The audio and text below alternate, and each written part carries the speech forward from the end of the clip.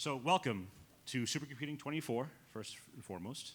Welcome to the DDN HPC and AI Data Summit.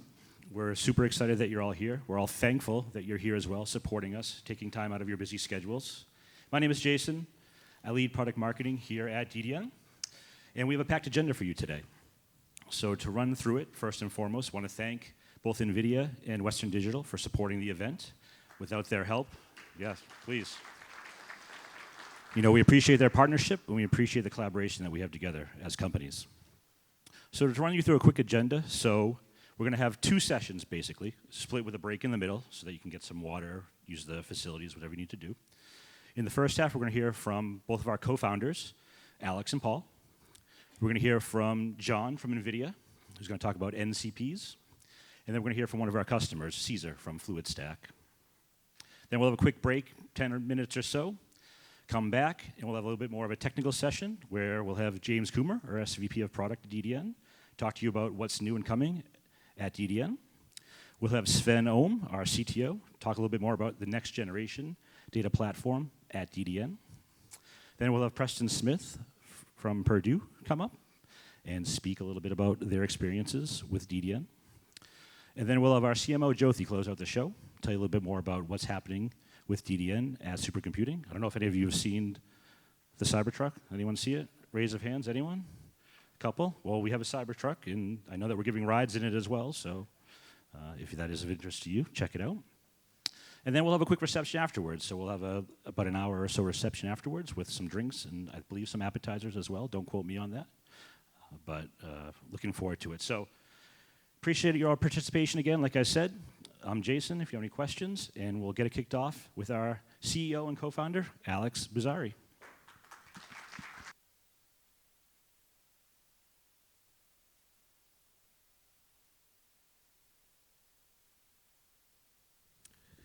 I'm always reminded that this whole AI thing, we talk about AI and we say AI is this and AI is that, as if there wasn't something before AI. Well, what existed before AI was HPC.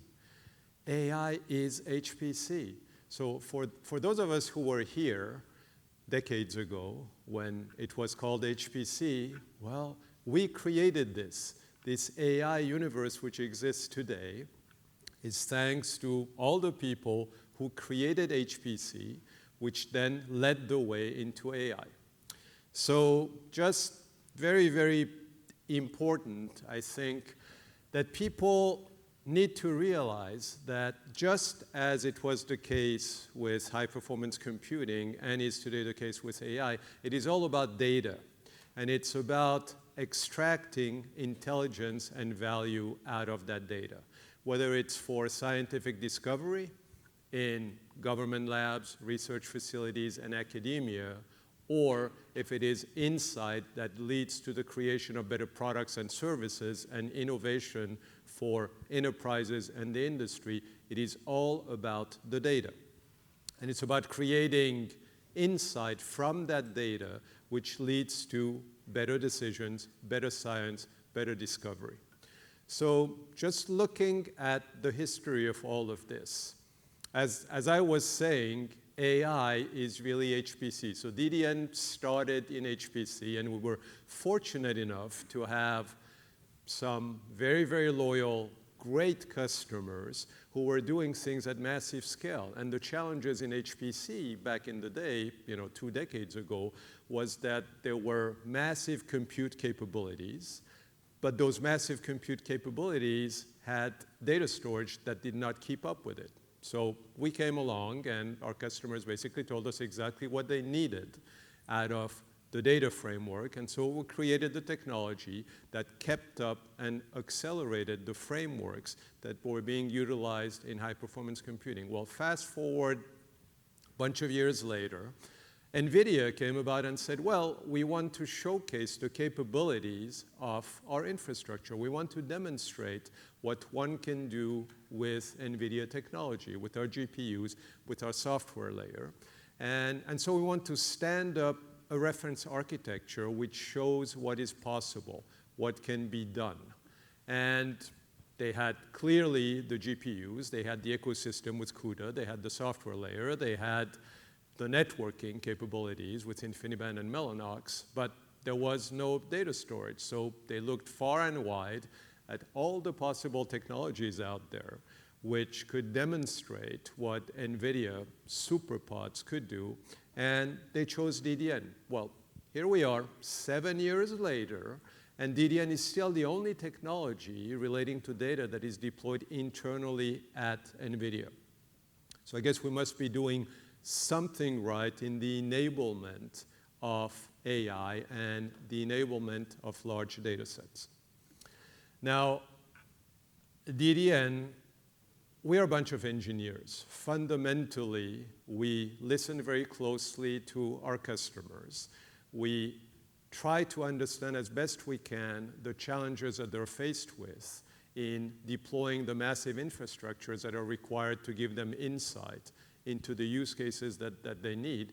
And we develop technology, we create innovations to make our customers' work better, faster, more cost-effective, but more enabling. So it's all about that. And as a result, we are powering more HPC at scale, more AI at scale than anybody else. So I'll just give you two bookends to that. One bookend is NVIDIA. We talked about it. DDN is the only data intelligence platform, the only data storage technology deployed internally at NVIDIA. The other bookend to that is xAI. xAI, massive deployment, 100,000 plus GPUs, and DDN is a data intelligence framework that is deployed and enabling to that. So from that, take it across use cases and market segments and geographies. We are powering hundreds and hundreds of very large-scale deployments in high-performance computing, in AI, across market segments. Now, why is that important? The reason why it's important is that when you think of these infrastructures which are being created, and it doesn't really matter whether they're being built and deployed on-premise in data centers or in the cloud, NVIDIA is an enabler to all of this, so are other organizations. So the infrastructure is getting laid out, and the infrastructure consists of compute and processing, and obviously the software layers that are feeding all of this. But for that to really function, and Jensen said it better than we possibly could, said, well, DDN is providing the fuel to the brain that is required for all of this to function. So we are the rocket fuel. The infrastructure is there. There are lots of amazing companies creating great, great things. We are providing the rocket fuel that delivers better, faster, more accurate insight from these massive data sets in real time. Now, data intelligence is really absolutely key and critical in helping this transformation, in helping this enablement, in helping this acceleration. Why is that? Well, it's all about data, right? And data resides in a variety of places. Data resides within organizations and enterprises. Data resides out there in the public domain. Data is in the cloud. And all of this data, whether it is text, images, audio, video, PDFs, what have you, needs to be brought in, it needs to be curated, it needs to be ingested, it needs to be processed and analyzed in order for insight to emerge on the other side of it. So I think that's a given. Highly distributed data sets in vastly different formats in order to achieve real-time insight. Well, there are some challenges to that. Well, how do you deal with the fact that it is scattered everywhere? It is in AI frameworks, it is in software suites, it is disparate in nature. How do you unify it? How do you bring it all together? And how do you analyze it in a way that is truly enabling, that is as real-time as possible, and can be done cost-effectively? So what are the attributes of the right data intelligence platform to be enabling to all of this? Well, you have to be able to access all of it. These are not like the old days where you could simply tier your data and say, well, there's data that I'm going to access very frequently, so I'm going to put into very high-speed media. There is data that I won't really need a whole lot, so I'm going to put it into cold storage, and I will tier it. In the world of real-time insight and real-time access to content, everything needs to be available and accessible all the time at very, very high speed. So what is it that the right data intelligence platform for today's world needs to deliver? It needs to unify all of this data that is out there. It needs to provide real-time insight into it. It needs to deliver high levels of efficiency. What are the main challenges today that are in the way of the acceleration of content enablement by AI? Well, there aren't enough GPUs out there, right?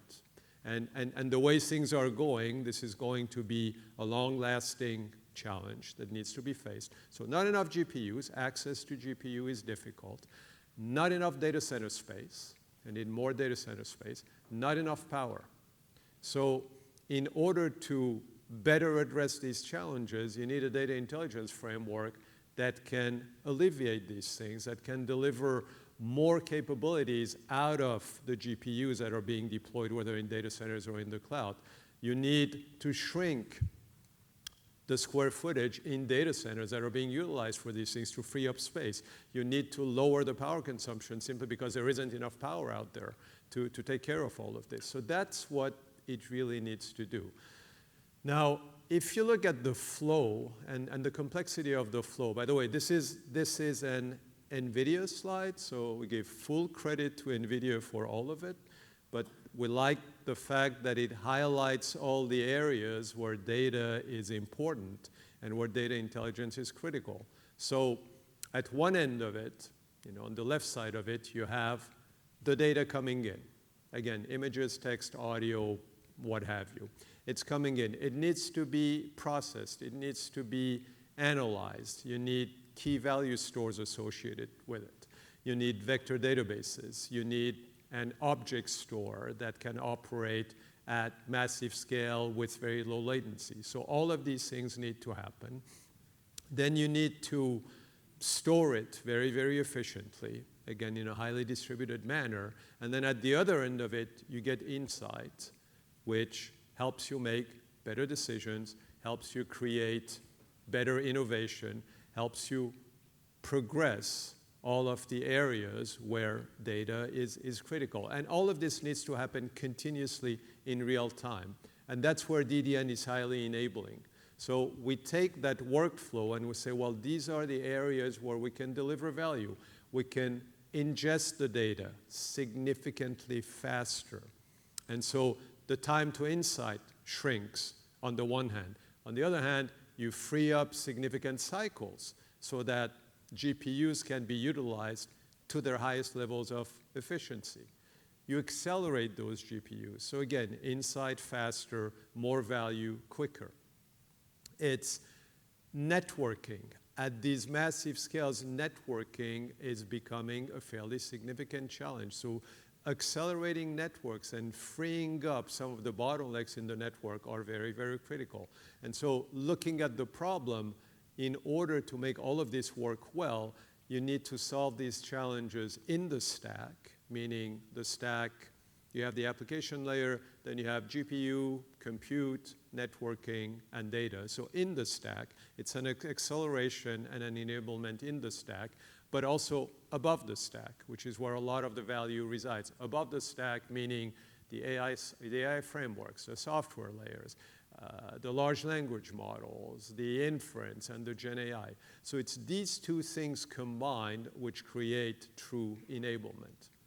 And so another view of this, if you kind of dissect it, you say, well, yes, I have my data sets on the one end, I have insight on the other end, I have these vastly distributed, highly distributed frameworks which involve GPUs, which involve compute, networking, on-prem, in the cloud. And I need to unify all of this. I need to bring all of this together in a way that is highly enabling. And that's what DDN does. It's a software data intelligence platform that accelerates the underlying infrastructure, GPU, compute, storage, QLC, TLC, hard drives, but also accelerates the above-the-stack software suites. And combining these two things together makes us very unique in the value that we deliver to these frameworks. Now, I would like to speak a little bit about this new technology called Infinia, which we have not launched officially yet, but it's already deployed across more than 100,000 GPUs in a variety of places and locations, and it is providing this enablement in the stack and above the stack. So what is Infinia? And we'll get into the technical details of the technology that we've developed.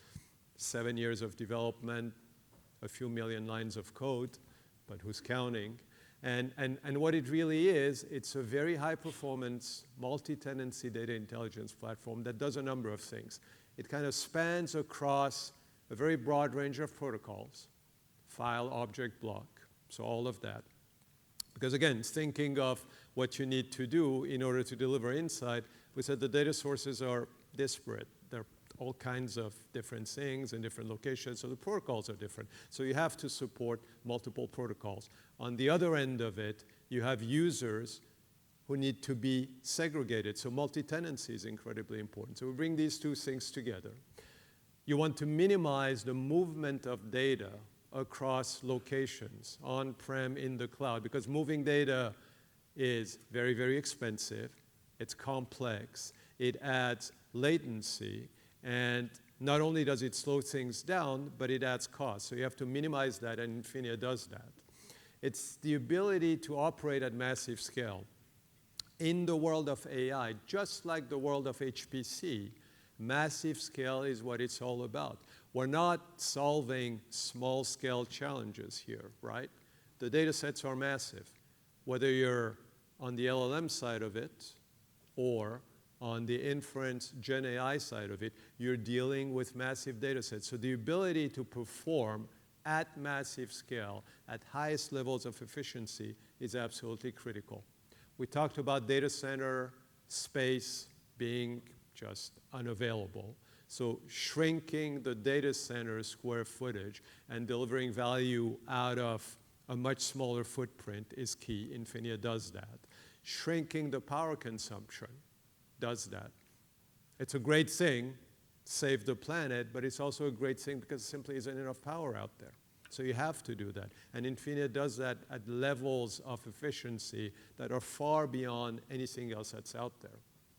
And then it's the acceleration of the software layer, which is above all this. So in many ways, it's analogous to the GPU side of things. I mean, if you look at deployments that involve GPUs, you have the GPU construct, you have the software layer above that, you have the enablement of that with NIMs, microservices, NeMo, and all kinds of other capabilities. And it's bringing those two things together. Similarly, Infinia is doing that on the data side of things. Because again, these two worlds need to come together for insight to really happen. And so Infinia kind of brings all these things together. We will talk about it a lot more. Again, some of the deployments we have with Infinia are at massive, massive, massive scale. So again, think of it in the HPC pivot into AI factory types of implementations. Many of our HPC customers have already started utilizing and leveraging and taking advantage of AI frameworks and using the massive experience and data centers that have been built over many, many years to pivot into the enablement. I mean, AI is an enabler to science. It is an enabler to HPC. And so these two worlds are coming together. So in short, it is all about maximizing the value from the infrastructures that are being deployed at massive scale in data centers and in the cloud, in high-performance computing and in AI, because all these worlds are coming together.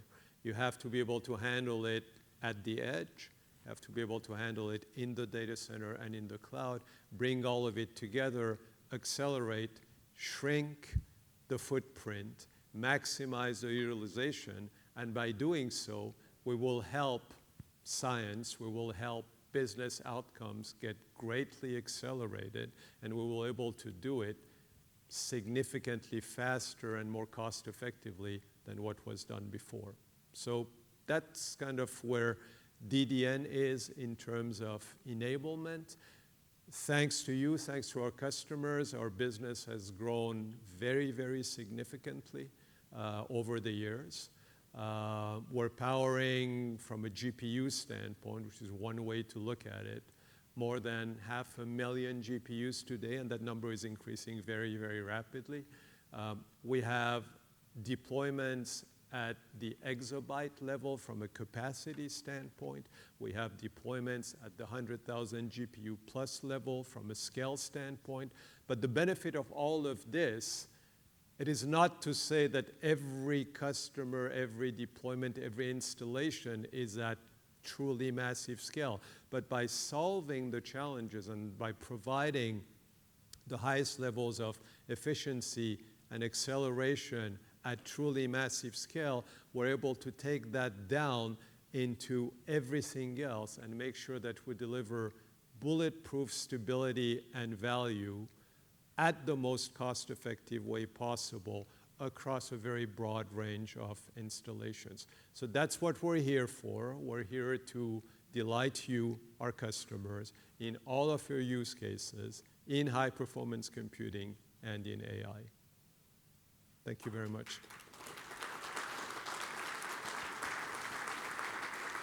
Thank you, Alex. I appreciate all the insights that you provided there, and this evolution from HPC to AI is certainly really important.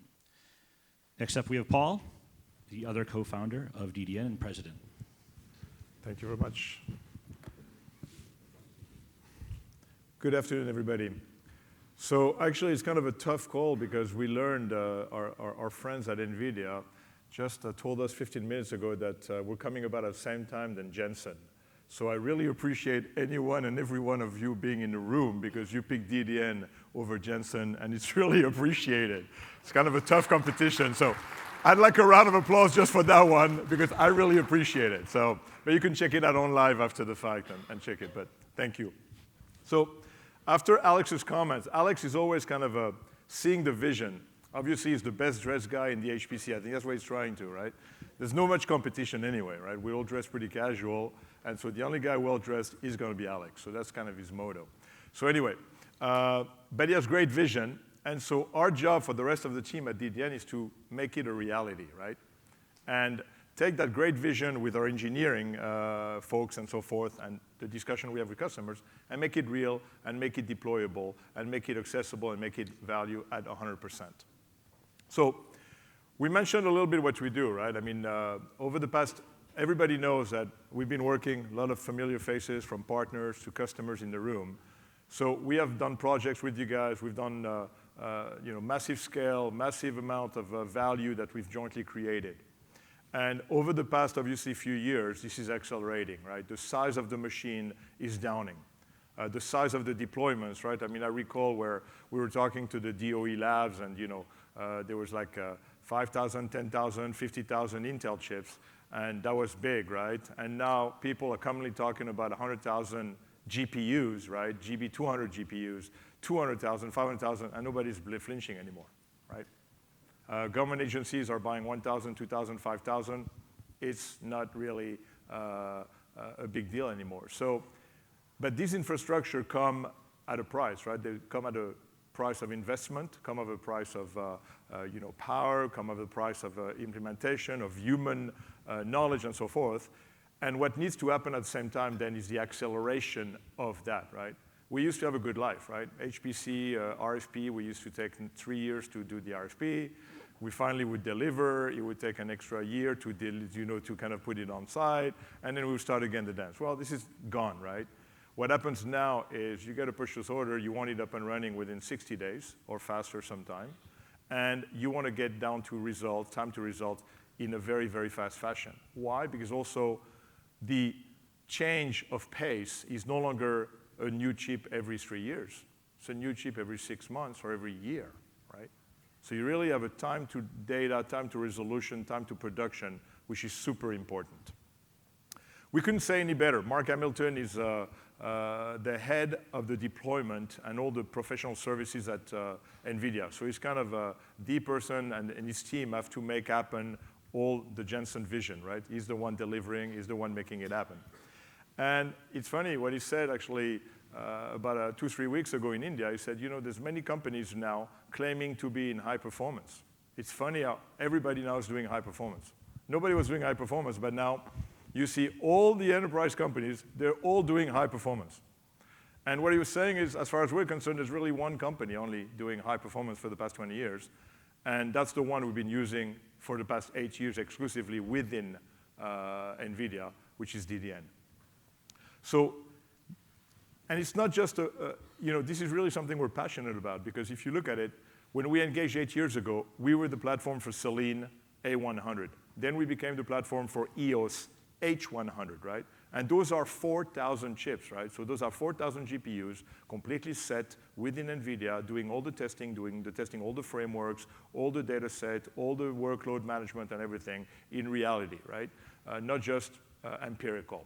And now we have 40, 50, 60 of our systems being tested against GB200, right? There's no other platform. So all the testing, training, inference all the way through is with the Indian technology. We're super proud of that. We really obviously acknowledge and recognize and thank NVIDIA, but the same way, you know, they're not doing it for the pleasure. They're doing it because we're adding value, we're adding significant value, and we are able to scale. Now we're adding a different logo, right? So X.AI, everybody talks about the X.AI, right? An amazing Memphis data center. Nothing was built probably 4 or 5 months ago, and now you have probably above 100,000 GPU in production today. So we're proud to announce that DDN is part and a big part of this installation, providing both DDN exascaler technology as well as DDN Infinia technology at massive scale for this site, and hopefully many more behind. But this is also, again, if you look at it, these are very large scale. And what Alex was saying is that we're not just talking that, because we can start at a 2U implementation, right, to support any type of situation, and then grow, but we've basically validated that growth, proven it at 100%. So if you look at it, right, and that's just one example of a graph, right? A lot of you guys are going to be looking at GB200, H200, B200, or maybe some of the other vendors like AMD and so forth. But right now we're focusing on NVIDIA. And if you look at like 1,000, 1,100 GPU deployment, right? DDN is the simplest, most efficient power. Read, writes, I/O, balancing of metadata, no backend network needed, simple, one-pass access to data, as many transactions as you decide. To support 1,000 GPU, right, all you need is 16 of our units. It's like 1/3, it's like 2/3 of a rack, right? Small amount of networks, ports, which is also something that you want to use for your GPUs, but also the least amount of network ports will enable you much better stability over time, right? When we're seeing some of our competition that has their own full mesh requirements on the backbone to even have communication between their servers, it's not scalable. It's impossible. Physically, it's not, right? It works at small scale. It cannot work at very massive scale. And customers are realizing that. So here, once you grow from 1,000 to, let's say, 2,000 GPUs, all you need to do is literally, you don't have to recable, you don't have to change your network. You're basically doubling your amount of NVX3s. Those are basically our new and latest devices. They run DDN exascaler. By the way, we've listened to you, right? We've made now accessible online upgrades. So you don't have to basically, that was actually a big request from a lot of you guys, right? To simplify. It's easy to set up. It's easy to manage. We have added a lot of visibility into the workload, into potential issues that you have at the cluster level, right? So we've resolved actually much more than just the storage, data storage, or intelligence side. We're also looking at the network, and we can get the GPU as well. so that your very large system stays up, and if there is issues, we can actually help pinpointing where it is and resolve it very quickly, right? And then again, right, 4600, you see the movie, right? It's like, just keep on going. Very simple, no network changes. I don't need to change my network. I need to add a significant amount of the ports. Online, you can just keep adding platforms, and you can also balance, which means that these systems are fully balanced. So when you buy 10, you have power of 10. When you add 40, you basically have the aggregation of the performance to 40. You don't have 4 times 10. You can actually use the performance and the access of 40 systems. So as you scale, you actually are aggregating and expanding your potential for performance and support. So in essence, what we say right now, and by the way, this is feedback from customers, at the end of the day, what do? We provide better GPU efficiency. Through our checkpointing, it's not just checkpointing, right? It's data load. Through all the workload you're going to have to do, data load, data crunching, checkpointing. Checkpointing, by the way, because GPUs fail, so you need to have checkpointing, but also for model validation. At some point, your model is going to go awry. You need to go right back to and figure out when it was the most accurate. And so checkpointing at massive scale is super, super important. Thanks to our technology on writes, right, which is still the go-back write performance from HPC days, we are 10, 20, 50, 100x faster, especially at large scale, than anybody else in writes. And we challenge anyone to that effect.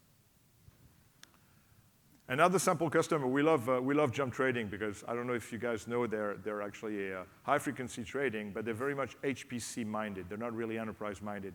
These guys understand really the infrastructure, they understand it when they're running, and they really push their suppliers quite hard. Well, it's actually funny because jump trading was using some competitive technologies. I used QLC and did compression, and basically switched to us a little over a year and a half ago.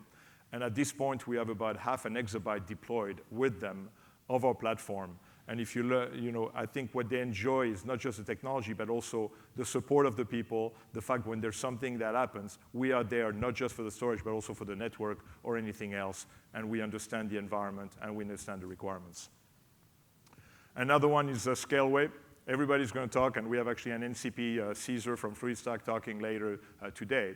There's this new category of, and actually John Fragalla is also talking about them, they're becoming very important because those are NVIDIA cloud providers, and these are basically a bunch of companies that are setting up brand new centers that are there to deliver latest and greatest implementation, right? So they don't have the legacy of potentially all the hyperscalers of all the requirements. They're using the latest GPU, the latest networking, as well as DDN to deliver basically AI in the cloud as a private cloud situation, right? So you control where your data is, you control your latency, you control some of that if you don't have the staff or the data centers yourselves. So this is very important. And what they've seen actually in real life, right? And same case, they're running in different clusters, they're running some of our competition.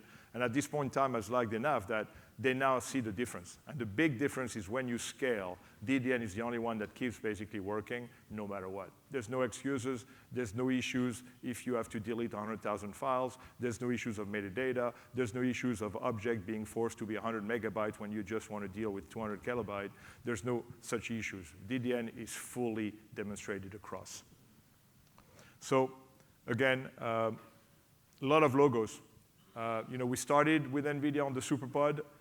We're very humble in a sense because we have a lot of logos, and the way we're looking at it is we're looking more on the technology, right? We work on technology. This year we've done, Alex was mentioning that we're doing great. It's actually really fun because we can invest more. The way we've seen is that we've added engineering, we've added engineering talent, engineering management, and development of acceleration of features, both on Exascaler and Infinia. So the dollars that basically our customers are basically putting into DDN, we're putting right back into investment, into R&D, into delightment, into more people in the field, into more understanding of how we can help. So again, look forward to meeting with obviously each and every one of you over the next 4 days, and appreciate you guys. Thank you, and now I'd like, go ahead, thank you. Thank you, Paul, appreciate it. So some great insight from our 2 co-founders. So thank you so much, guys, for taking the time. Next up, invite John Fragalla from NVIDIA, one of our best partners, our collaborators. We wouldn't call you partner anymore, but collaborators. So welcome. Thank you. I'm excited to hear him talk about NVIDIA cloud providers. Thank you. John Fragalla. Happy to be here.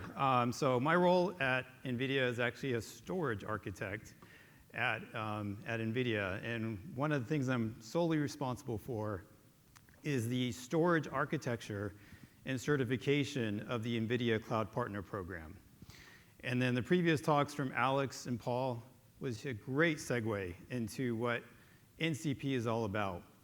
So Paul presented the scalable design of 1,000 GPUs going up to 4,000 GPUs in this modular approach. This is what the NVIDIA Cloud Partner Program is essentially about, is a reference design based on repeatable technologies from NVIDIA. So when we look at solutions trying to do time to market or time to train, the key thing that we wanted to provide in the NVIDIA Cloud Partner Program is a referenceable architectural design that is repeatable, that could be implemented by our NVIS team for quicker deployment and quicker time to train. And part of this is to look at the scale of the architecture. So when we look at these things, we didn't want to create snowflakes out there that every new deployment is different. So we published reference architecture designs for how to deploy GPUs at scale. And starting at an initial deployment of 1,000 GPUs, scaling out to 16,000 GPUs. But it's not just about the GPUs and the deployment of the GPUs. It's also the networking that goes in the aspect of it. And there's two aspects of networking that we have reference architecture designs for. It's the GPU to GPU networking, as well as the GPU to storage networking. And a balanced approach between the two is what is essential to ensure that your efficiencies of your GPU is not bottlenecked by any of the key aspects in the architecture. And the other piece of it as well, it's all coupled together, you can't forget about software. So software is a key aspect of this to ensure that we have a reference architecture design around the software stack that gets bundled in with the NVIDIA software stack to ensure that when you do this modular growth, you have the ability to deploy the GPUs at scale, manageability, and then provide a solution around security and multi-tenancy, which is inherently part of NCP. It's not just a single tenant, it's multiple tenants. With multiple tenants doing simultaneous training, and it's multiple tenants doing simultaneous checkpoint. So as what Alex and Paul mentioned earlier, the key aspect to that is providing a storage solution our NVIDIA Cloud Partner Program could then leverage as part of this solution. And we have used and certified the DDN platform not just because of their performance, not just because of their resiliency, but also their security features that I'll touch on to this as well. So when we look at this, we're trying to then build basically AI factories referencing the NVIDIA Cloud Partner reference architectures from anywhere from deployment for a cloud provider, as well as quicker time to market. So when you look at a reference architecture design, NVIDIA has published reference architecture designs for the compute node. This is based on HGX, OVX, MGX platforms. We then published reference architecture designs for the GPU to GPU communication. This is based on either InfiniBand or Spectrum Ethernet.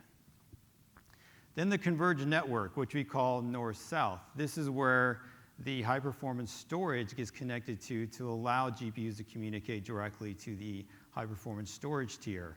And then the converged network also includes the out-of-band management. What we have done in the NCP program is create an extensive certification program to then onboard and certify high-performance storage partners. And DDN has been the forefront of that for the NCP program as well. They have gone through extensive testing, rigorous analysis of not just performance, but resiliency, reliability, scale, security, and data services. And they have met all these requirements for the NVIDIA Cloud Partner Program. The other key aspect of it, as we touched on this a bit more, is inherently you have to understand that there's going to be multiple tenants being deployed at each NCP deployment. So one of the key aspects that multi-tenancy requires is the ability that one tenant is running, has no idea a second or third or fourth tenant is simultaneously running on the same infrastructure, because the network does isolation. The GPUs isolate their applications to specific tenants. And then the storage has to be a big part of that data isolation and security between each tenant. The ability to tear down, the ability to create tenants on the fly, and ensure that security is an inherent model of not just for tenant creation, but for training. When you look at a high-performance storage architecture that we have architected within the NCP program, we can't ignore the fact that there's another tier that exists there. And that tier is what we call a data lake tier. This data lake tier is what we say is provided by the CSP that's deploying the NCP reference architecture. This tier is basically an S3 or an NFS tier. This is where all the onboarding of tenants and users upload their data to. But for the high-performance storage tier, this is where the bulk of the work comes in for model load, model training, model checkpointing. And one of the key aspects that the high-performance storage tier has to adhere to is the connector tools to facilitate data migration between the data lake tier and the high-performance storage tier. Because when you want to start doing real work on GPUs for training, and this is also for LLMs doing single modality and multimodality, you want to make sure that that gets staged in the high-performance tier to ensure that the efficiency of your GPUs remains high. So connector tools to migrate data in between these two tiers is key as one of the key attributes of the high-performance storage tier that DDN adheres to. So let's look at an overall use case, an LLM training flow. So this is assuming that the data set and the models are loaded into the high-performance storage tier. The first aspect is you want to do a model load. And then from the model load is where the bulk of your work you want to reside on is training. That's where exactly what you want to do is a high efficiency of GPU utilization during training. But as Paul mentioned earlier as well, things do fail at scale, and periodically you do have to checkpoint. Based on the model size of how many bytes per parameter in a model and the data set size, you periodically have to checkpoint. The key aspect of checkpointing is to size the storage system to ensure that you do that as quickly as possible. The one thing you do not want to do is then do length of time to do checkpoint, and then your important resources of GPU is sitting idle for a synchronous checkpoint. So you want to make sure your storage is sized adequately for these checkpoints. And then over time, you do periodic checkpoints as you do continuous training. And the time and frequency of that checkpoint depends on the size of the model, the scale of the number of GPUs, and how frequently you want to go back in terms of previous checkpoint, depending on if there's a failure. And then there's two aspects of it, is that great, you complete the training and you are now ready to go into production with that model, or if there's a failure, you just got to reload from the checkpoint from the high-performance storage tier. So you look at this from a I/O perspective. There's actually three phases we talked about. And let's talk about it from an I/O perspective.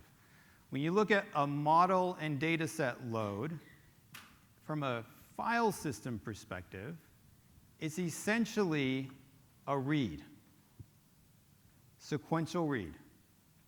Then there's this big gap that looks like there is no I/O that happens during the compute phase. It depends on the data set and depends on the size of the model and depends if that data set gets cached locally on the GPU host memory. Typically, if your data set is cached, the I/O during training is minimal.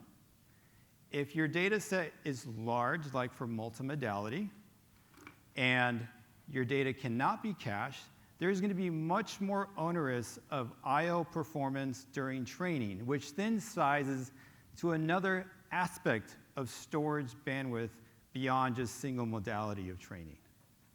And then with a synchronous checkpoint, you have this write bandwidth. And essentially, you could think of it as a sequential write. And this is all key to size your storage system, for the ultimate goal is high GPU utilization for training. So let's talk about a little bit more on the training aspect, and I zoomed in this graph on the training and what that would look like for I/O. So as we zoomed in on the graph in the previous slide, so in the previous slide we have the compute in green. Let's see if this works. It looks like there's no I/O. But if I zoom in on that one particular graph, you see the GPU graph on the top is 100% utilized, which is the ultimate goal for training. And then when you zoom in, there is I/O that still occurs to the backend storage subsystem during training. And depending on what that I/O size is, if the majority of your data is cached, the I/O will be minimal, and it'll probably be random I/O at best, and latency is important for that. So not just throughput is critical, latency is critical as well. And then the other aspect, if your data set is large, this graph will then become more of a throughput graph with GPU utilization. So the key aspect of it is if you undersize your high-performance storage tier for a training model that is multimodality and you size it for single modality, you're going to starve your GPUs. So to understand what type of model you're training and your data set is key for overall storage sizing, not just for model load, not for checkpointing, but the overall I/O scheme. Let's talk a little bit more about checkpoint and model load, and what that means from a data set perspective when you look at sizing your storage subsystem. So on the left, you have a checkpoint table, and on the right, you have the model load table. When you look at a checkpoint, and this is an example of a synchronous checkpoint, there's this parameter in a model that you size called tensor parallel size. This is basically the number of GPUs in an NVLink domain. With that, you size that, let's say in hypothetical, HGX, H100, or 200, there's 8 GPUs in an NVLink domain. You set your tensor parallel size to 8. That means that if you take an example of a 175 billion parameter model, on average, it's 14 bytes per parameter.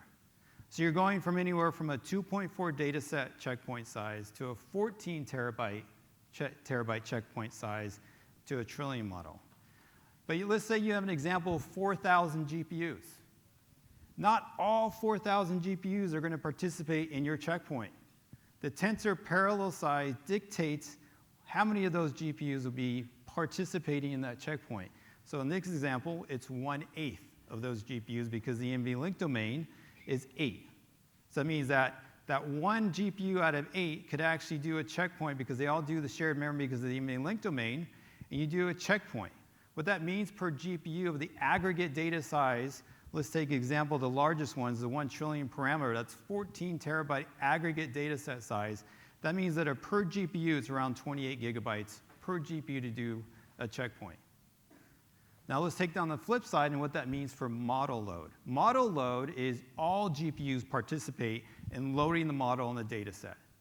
When you do that and your tensor parallel size is still set to 8, your aggregate data set size is 8 times that size. So for example, the 1 terabyte parameter size for a model load is 14 terabytes. 8 times that's 110 terabyte data set size for a model load. But if you normalize that down to a per GPU data set, it's exactly the same as a checkpoint, 28 gigabytes per GPU. So that's when you have to look at not of sizing for the checkpoint bandwidth is understanding your tensor parallel size domain and understand the bandwidth per GPU or bandwidth per NVLink domain is what's needed a critical size for the right bandwidth. And the load balance and the load of the model has to balance reads from all GPUs loading that model. Now this is just for NCP, one tenant. Just imagine multiple tenants doing this simultaneously. And this is where the storage subsystem needs to also leverage that if multiple tenants hit the back end, performance shouldn't be throttled back down or forth between each tenant. It should be predictable performance between each tenant. And that's also where DDN has showcased well in the certification process as well. And these are just guides in terms of what we provide as guides for high-performance storage sizing based on these two metrics called better and best. Let's describe what better and best means from an NVIDIA perspective. So when I think of better, or when NVIDIA thinks of better, the guidance we have is the models are in the order of magnitude billion size. The data set is predominantly cached into GPU host memory. And the modality of each model is single modality and multiple tenants. And that's usually a guide that we say is under the better category. The best category is, again, multiple tenants. You have an order of magnitude trillions of parameters. Data set size is not always cached in GPU host memory, which means that, as we mentioned earlier, that there's going to be more I/O during not just checkpoint and model load, but more I/O during training, which means that that bandwidth number goes substantially higher to compensate for the data not being cached locally to GPU host memory. And that's where the categories of guidance between better and best. Not saying these are absolute guidance that all of our CSPs leveraging the NCP architecture follows. These are just guidance. And so it could be much higher than that depending on how many tenants they actually have active altogether. So now let's talk about the advantages that DDN has when it comes to the use case of model load and checkpointing, and if you undersize the storage.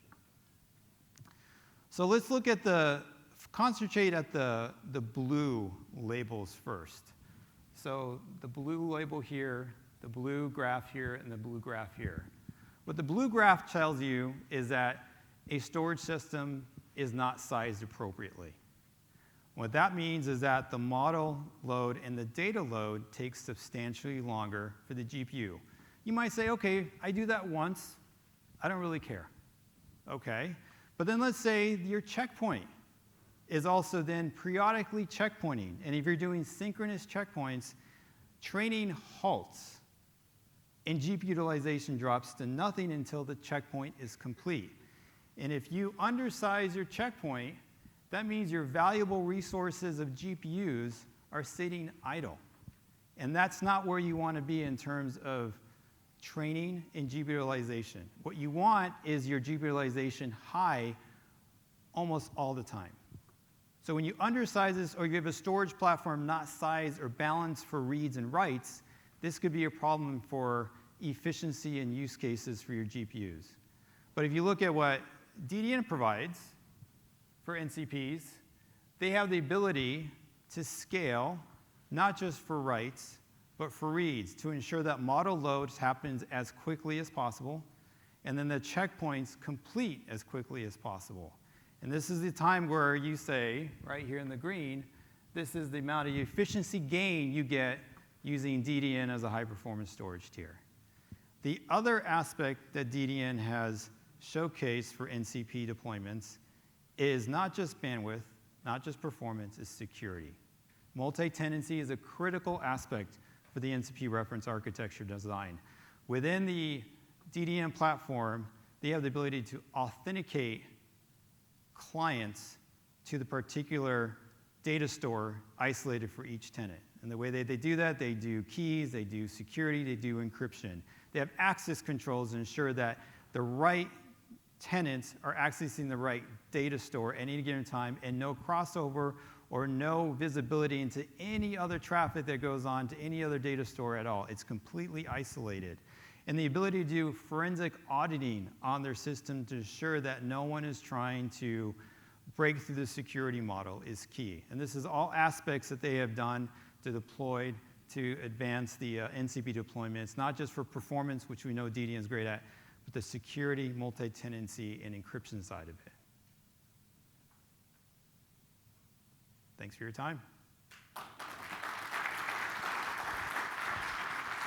Thank you, John. Appreciate it. Very comprehensive overview of NCPs.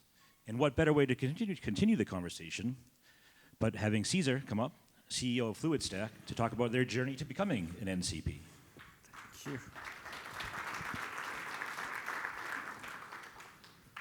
Is that working? Yep. Sweet. So I might have to do a longer intro than NVIDIA and DDN, considering the company is not as well known as those two entities. So really what I'm going to discuss today is how we've been advancing frontier LLM training with DDN for a specific customer I cannot name, but large-scale LLM training, French. I'll let you figure out the rest. So brief overview of myself very, very quickly. So I worked in Formula One for some time, had great fun, but turns out I wanted to do something a bit bigger and not just be a marketing tool for selling cars. And had an opportunity to join a previous iteration of what FluidStack was, which was basically an aggregator of everything compute related on a single platform. So what we realized is that we had PhD friends on one side struggling to get compute from hyperscalers, or mostly because of budget and quotas, and on the other side we had hardcore cloud gaming friends using their crazy setups just 2-3 evenings per week. So we thought there was a market there and put both sides in touch, and that's kind of how we started, really. And then we focused, then we started getting more and more demand, mostly for hundreds of GPUs, thousands of GPUs, which obviously cannot really be found in single cloud gaming setups, and that's where we pivoted completely to working with data centers on one side and full enterprises and large-scale AI labs on the other. So really fundamentally our mission right now is to help build super intelligence and make it accessible for all. And that entails two things. First is getting to super intelligence with large-scale, massive, really massive training clusters, which are perfectly suited for DDN storage. And the second is making this accessible to everyone with infrastructure which is deployed globally. So right now, I think we're focused more on the first part, which is really building those supercomputers. We've got multi-thousand GPU setups all around the globe, and really are being used to train most of the most advanced large language model out there. So like a couple of our customers, that French company, doing large language model training. We've also have doing all the Flux training and inference for Black Forest Labs, which you might know. We've been working with Samsung Research for quite some time now, doing also all the training and some inference for Poolside, who are developing super intelligent AI coding agents. And really the four things that they love about FluidStack are unlimited scale, meaning that there's literally no limit to how many GPUs they can get on us. If they need 4,000 GPUs tomorrow, they will get them. If they need to scale to 10, 20, 30,000 over time, they will have to wait slightly longer, but they will get there.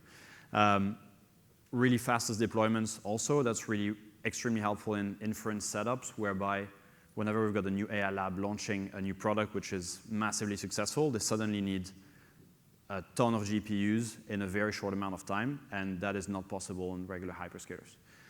So that's where we really excel for those guys. Then the second two are fully managed end-to-end. No one really wants to manage infrastructure. A lot of those AI labs are born on hyperscalers, have never had to deal with anything below just pushing jobs and scheduling and pushing jobs to the cluster. And that's why we take this away from them.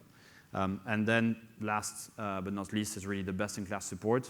There are a lot of neoclouds out there, lots of crypto miners pretending to be clouds, which are struggling heavily with performance. And that's one area which we really focus heavily on, where we guarantee SLAs in the same way you would have them on hyperscalers. We really focus on getting like 15 minutes response times everywhere. So big focus on helping our customers be successful.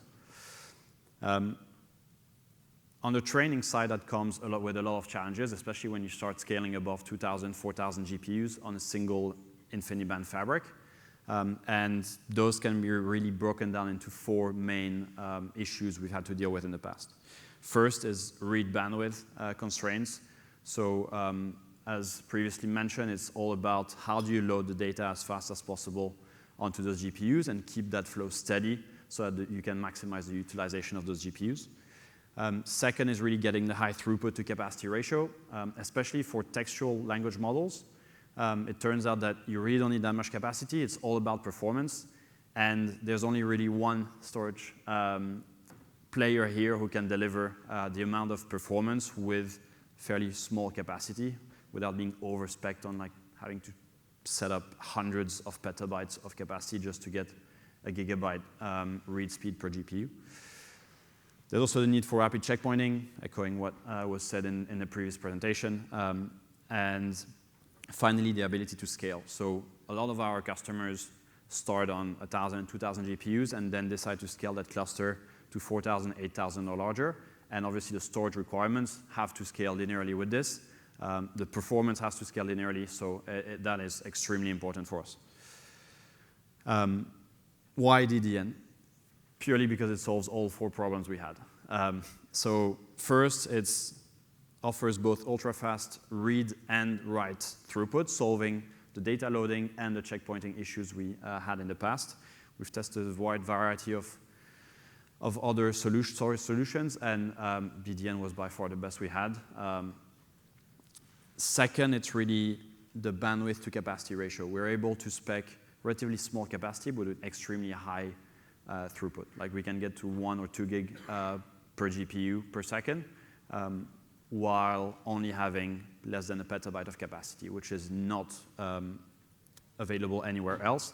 And for us, from an economical standpoint, as a cloud, makes our life much easier because we don't have to overspec and purchase dozens and dozens of racks, which we'll never use from a capacity standpoint.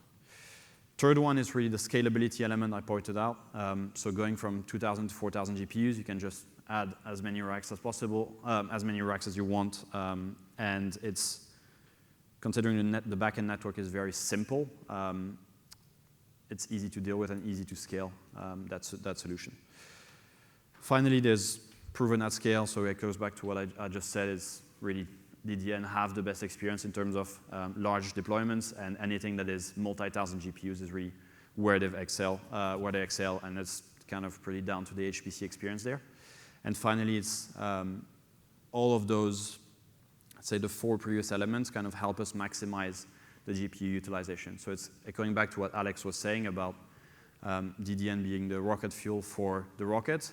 Like our GPUs are basically our rocket, and you don't want to feed it poor, low-quality fuel. You really need that rocket fuel, and it's very important that it is like the fastest data loading you can do, the fastest checkpointing, so that you can run those GPUs to the maximum of their ability, because they're freaking expensive. Maybe a quick overview of the storage solution we used on one of our clusters. So that was a multi-thousand HGX H200 cluster. So 8-way boxes, 8 GPUs per box, standard InfiniBand fabric, meaning full 3.2 terabytes of aggregate bandwidth per node, so 8 Connect X7 InfiniBand links. And this was really used for training frontier large language models, mostly textual models. What we used there was DDN's exascale solution, so fairly straightforward setup, 9 DDN AI X400 X2 turbo systems, then 2 dedicated management metadata systems on top of that, and then 1 DDN inside monitoring system. That really allowed us to have like crazy throughput performance while having a relatively small capacity footprint. And if we want to scale that cluster like further, we can just add similar setups, and it just scales linearly, both from obviously capacity-wise, but performance-wise, which is the most important for us. So really that scalability element is really critical for our cluster.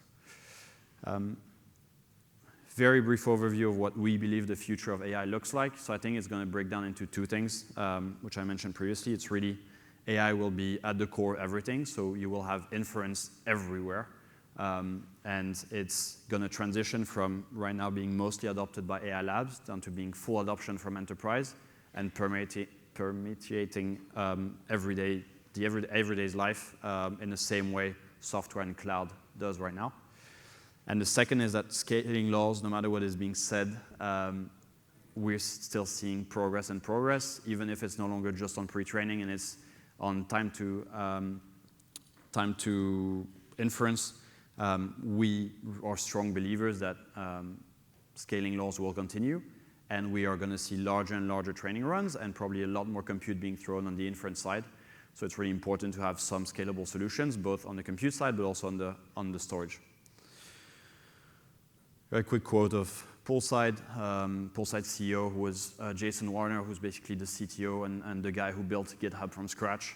One of our favorite customers, I'd say, and they use us really for everything from training to inference, and really love both our service and our capacity to scale in like unprecedented levels. So yeah, that's all for me. Thank you very much for your time. Thank you, Cesar. Appreciate it.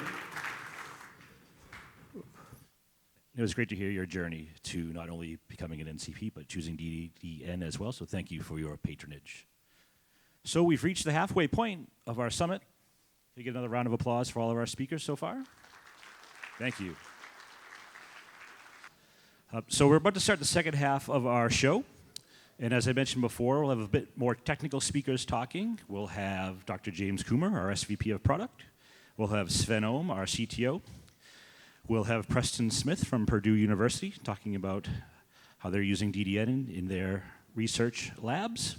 And then we'll close it out with a little bit more information about DDN at the show. Before we have any speakers come up, though, I wanted to share a special video with you from one of our friends at NVIDIA. So enjoy. The first generation of AI was really all about things that existed in the virtual world. Most of what enterprises do exists in the physical world. So now AI is really moving into that second stage. DDN's high-performance storage and really helping move AI into the physical world in real applications. You need different types of computers to solve the problem. Not everyone realizes is that NVIDIA not only produces AI factories, but we're a huge internal user of AI. We have multiple AI factories, a tremendous amount of storage powering all of that. What we care about is buying a proven solution that we know is going to deliver the performance we need. For 8 years now, we've used DDN. By working with DDN and building our internal clusters, we really have the ability to understand every level of the stack. It's not enough just to understand the storage, to understand the software, to understand the chips. You really need to run it end to end to understand what all the bottlenecks are. Being able to collaborate with DDN early in the design phase of our products, and then to build them out at scale before we ever ship them to a customer, and turn that into a blueprint, which lets any enterprise in the world to get that blueprint from NVIDIA to recreate that exact solution and know the minute they turn it on in their data center, it's going to run just as good as the solutions that NVIDIA's engineers are using day in and day out. When you absolutely need to meet performance goals and you want to make sure your solution is going to scale to any number of GPUs, DDN is really the undisputed leader in that space. Special thanks to Marc and the NVIDIA team, as well as our marketing team for putting that together. It's a fantastic video. So without further ado, welcome up Mr. Coomer.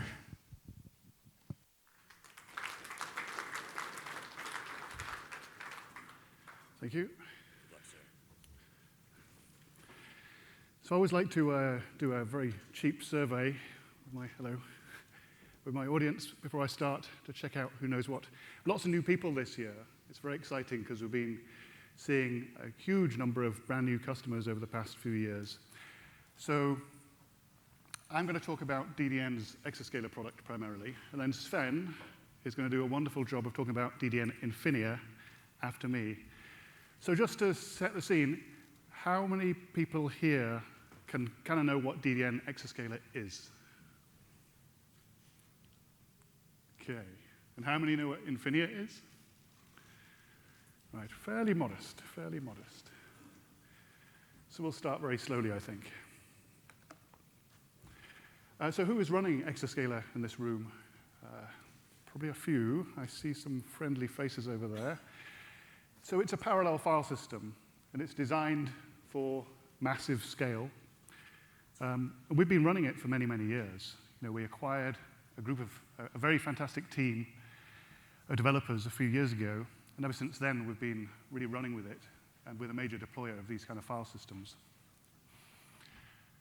And really, as we've seen before, NVIDIA is one of our major customers, and they've been influencing us, and our joint customers have been influencing us rather a lot over the past few years.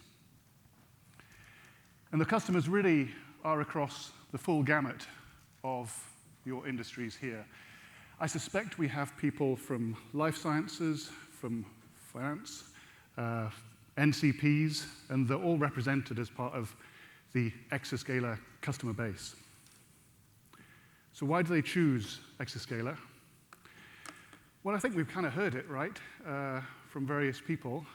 I'm kind of summarizing it here in just one slide. We build this technology which accelerates GPU traffic, so it means that the GPUs are more productive in running what you want to get out of it. Typically, that's a model being trained or an inference workload being inferenced, or increasing the number of tokens per second. We do that by removing the I/O wait time. So GPUs are no longer waiting for anything. They're always being pumped with data, whether that's pulling the data models and the data itself into the GPU memory, or whether it's checkpointing this very large-scale model at really large scale down to storage because we need to keep that model safe in case there's an interruption in the service whilst you train this model over possibly weeks, possibly months. So checkpoints, model loads, data loads, and doing it all with the minimum of footprint. And that's footprint in terms of power, physical footprint, network footprint, everything like that. So the biggest performance in the smallest amount of space and power. Now, we saw in that video just then, presumably everybody noticed the fantastic DDN bezels in those racks. In that video is actually the first generation, the AI400X, which we built for NVIDIA, and they deployed in their Selene system 6 or 7 years ago. Then they deployed the X2, and then now we're announcing the X3, really designed for Blackwell. So you can see it's a 2U appliance. It pushes 150 gigabytes a second into the network. There's no complexity here. That picture is a complete parallel file system. That's all you need, one of those. Of course, many of our customers have more. They just scale linearly, but that's all you need. And the reason we're bringing it to market now is because NVIDIA is advancing their GPU technology extremely rapidly. And we're seeing a several-fold increase in the advent of Blackwell in the memory footprint, the amount of data that can be moved into memory of these GPUs in this Blackwell generation. So we as storage vendors need to up our game and match that demand so that you can keep the footprint small and keep those GPUs busy, despite the fact they're much faster.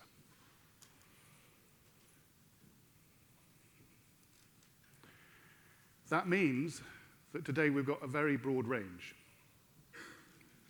If you're a cloud provider, you might want maximum performance in order to drive those GPUs for large-scale training. And here you see the X3 products. And you also see an X3i, a super fast metadata-capable system coming later in the year. You'll see our current generation, the X2s, which are also QLC enabled, so different levels of flash for different budgets and different performance types. And we also have these hybrid systems which use traditional HDDs. More and more of our business is moving to flash, but still, if you want a low-cost archive or a low-cost large-capacity system, then we can choose to use HDDs. So really, in this picture, we're spanning this three-dimensional graph where one axis is cost, another axis is performance, another axis is capacity. We can place you anywhere in those 3 dimensions, depending on your specific requirements. We can build the fastest TLC flash system in the world, and there we're pushing 20 petabytes of flash in a rack and 3 terabytes a second of throughput. On the other end of the scale, we can give you that same 20 petabytes at a much lower budget and a much lower performance, but you can use that for archive. So for ever there are customer requirements, we've got something to fit. And the really cool thing is we can actually mount all this as one file system. But really, that's hardware, right? Obviously, it's hardware plus software, but our development team, and a few of them are in the audience today, so if you want to speak to them, you can. They'll be working very hard on the software, which is Exascaler, the very fast parallel file system that we've been developing for many, many years now. The latest release of 6.3.1 came out in August, and we're just about to release 6.3.2, and they all attempt to satisfy all of these requirements we see from these new customers in particular around multi-tenancy, around security, around simplicity, around keeping things online all the time. And for every one of those requirements, we now genuinely check the box. Online upgrades are in the system, so you can have a massive scale supercomputer, keep everything online, and upgrade those systems. That's critical for us and for customers, obviously. It's critical for customers because they want to keep things online, but it's critical for us because we want to help them get to the latest version, get to the latest features without downtime. So let me go through a few of these and give you some ideas about what's really inside. So firstly, the parallel file system, what's special about it and what distinguishes it from other file systems that use NFS or some kind of NFS. Really the cool bit is at the top there. You see it says intelligent clients. What's intelligent about it? We've talked about data intelligence systems, but what's intelligent about the DDN Exascaler client? And the answer is it knows where the data is. And that sounds like an obvious thing for a storage system. It should be able to know where the data is. But the clients know where the data is. And that allows us to shortcut a huge number of operations that other storage systems have to go through. And that's why we have this efficiency. So the architecture of a parallel file system is critical in reducing the infrastructure while keeping that performance up. But efficiency doesn't just stop there. We've been trying to build a new sort of data reduction system. And people have probably heard of compression and dedupe and things like this in this audience. Who has heard of compression? Is everybody with me? Hands up, please. Get some exercise. Most people. Now, the problem with most compression is you switch it on, and if you're really looking carefully, you'll notice the performance drops, sometimes really badly. So what we've done is architected a data reduction system that doesn't have that feature.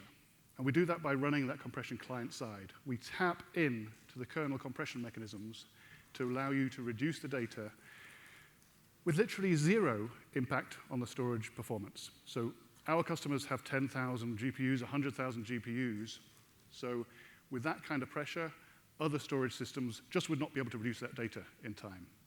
By shifting that workload into the application space, we can make this really scale. And we can see huge data reductions, up to 50x, with standard sort of text and log data, but typically you're going to see between 2 and 4x, depending on the data type. And as I said, you can do it very, very flexibly. You can even apply this on a single file if you want. You don't have to do the whole file system, but you can. File system, directory, or individual file, you can switch this on and basically get free super scaling compression. So new feature this year, already released. As I mentioned, this is also a very cool attribute of what we do. This rack setup you got here, it includes a super fast flash TLC system, a pretty fast QLC flash system, an HDD system, protocol access for S3, NFS, SMB, plus our native parallel file system. But the crazy thing is, you can mount all these different media types just in one mount point. So the end user just sees, / my company. And within that, we can see the different pools of storage. And that's kind of incredible to be able to not only support those media types, but even to mount them. And they just use simple quotas to help move the data between these different pieces. So you can think of as a cloud provider, you can allow your customer to control how they move data between flash and archive in a very, very simple manner. Online upgrades, we've been working on this for years now, 3 years, and it's a tricky thing. We've got many components in here, and we need to speed things up. We need to do health checks. We need to orchestrate across a large cluster. We need to manage all the niceties of what happens when you perform an upgrade at very large scale, under the pressure of tens of thousands of clients. And it's taken a long time, but now released in 6.3.1 in August. Very much big thanks to the engineering team at DDN for getting that out. It was a big effort of many years. And we also added some extra tweaks. We got some very large customers, as we've heard, and often we always complain about this in our storage world, but we complain about the network. It's always the network, and people have probably heard that phrase before. But it's not, whilst it's not necessarily the storage's fault, we want to be able to help. We want to be able to find those network issues and help our customers get rid of them as soon as possible. So we built something called EMF Analyze. Basically run that program. It's going to test the network comprehensively. And before you even switch your storage on, you're going to know if there's any pressure on the network or any failed cables or any dodgy bits and pieces. So it's all about keeping our customers really into production very, very fast and very, very stable. And this new set of customers also want to see more.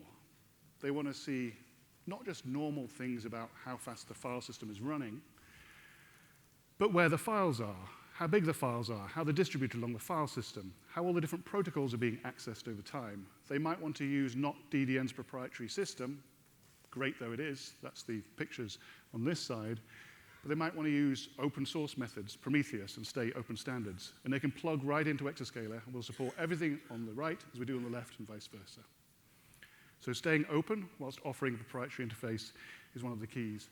And talking about cool views, I mentioned this before at previous talks. Does anybody in the audience know what this picture is showing you?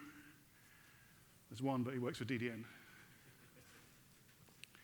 So this is kind of unique, right? Most storage systems can't tell you who's doing stuff to it. It's a secret. The storage just knows something's happening. It's either busy or it's not busy. But with DDN, our end users can see which users, which clients, which jobs are stressing the file system. And that's really critical if you're a cloud provider, for example, and you want to make sure that everybody's getting even access to the data and you're capturing problems very early.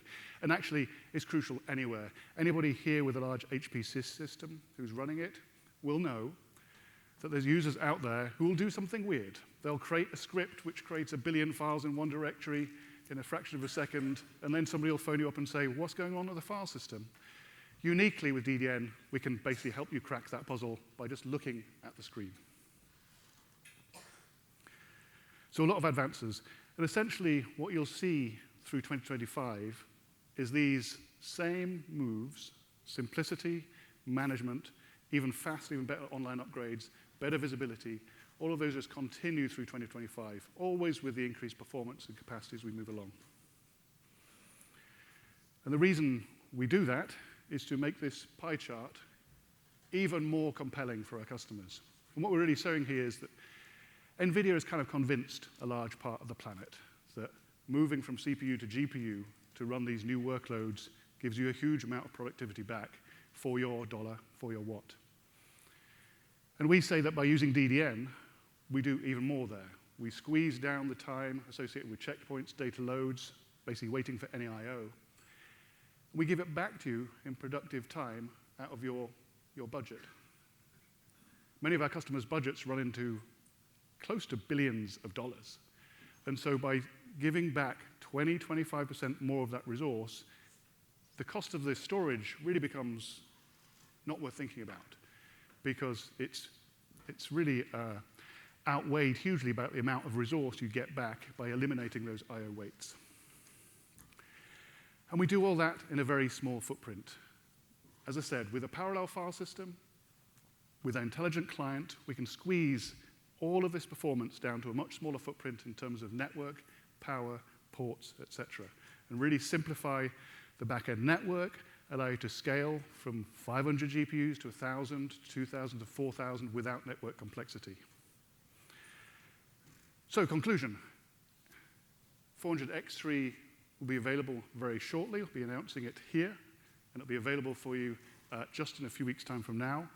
It's going to provide a huge amount of performance improvement over previous generations, but an even bigger performance improvement over the alternatives out there in the market. Moving data faster, 150 gigabytes a second in just 2U. Moving those checkpoints faster, 95 gigabytes a second in just 2U. And performing those all-important tokens per second for ultra-fast inference. Thank you very much. Thank you, James. Appreciate it. You know, I've only been at DDN for a couple months, but I've been in the industry for 20 years. I can't emphasize how important some of the things James just said about the uniqueness and the focus that DDN has on the software, right? Hardware is hardware, but software is where the good stuff lies. And some of the features he just mentioned, as I said, are extremely unique when you look at the HPC and AI landscape for data intelligence. And so I just want to emphasize that because it is super important along those themes of simplicity, efficiency, and performance. You know, I may be a little biased, but it really is unmatched. So with that, let's bring up Sven, our CTO. So James just mentioned and talked a lot about Exascaler, which has been a platform we've been utilizing at DDN for quite a few many years. Now it's time to talk about the next generation, Infinia. Good luck. Hello. Good afternoon. My name is Sven. I'm DDN CTO, and I would like to talk a little bit about Infinia. Infinia is a really interesting project. We started this about 7 years ago, and we took a very different approach on how we get it to market. So instead of just GAing it, we basically picked a couple of very large-scale customers. We have actually a system right now that is being tested at about 1,000 nodes. That's a pretty large-scale system, almost an exabyte in size. And so I want to talk to you a little bit about, why did we build this, what is it providing, and what are we going to do with it? So modern AI systems, James did a really great job showing you what customers do today and where the train is going in terms of scale and everything, but there is also a very significant change in how applications are interacting with storage systems in general. So what you see these days are much, much more complicated use cases which touch different aspects of storage. And when I say storage, storage is kind of a loose term because what is actually storage? Is it the data, or is it the metadata that is associated with the data, or is it a combination of both, or maybe even some today typically handled external entity like a database where some additional informations are stored inside the system. And so what we're seeing is, and we've seen that for a very, very long time, is that there really is a convergence of these worlds. So customers have such complex workflows that they typically have the need to get some information out of a database.